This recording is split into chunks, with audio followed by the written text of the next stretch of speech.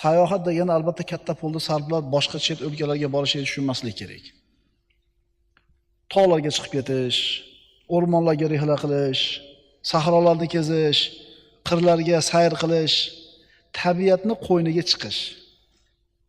Tog' toshlarga nazarga solish, daryolarga bir tikilib o'tirishlik. Biz sayri sayohat deganda avvalambor shu nazarda tutyapmiz. Uyida dimlanib o'tira olmaslik. Birodar, iching torayib, asablaring taranglashib, yuraging siqilib, dod degan kelib ketadi ba'zida. Chidamay ketasan. Shart ishlaringni yig'ishtirda, do'konni ochma bugun. Mashinangga o'tir, chiqib ket shahardan. Tog'iga chiqib ket, o'rmonga chiqib ket, yaylovga chiqib ket, sahroga chiqib ket.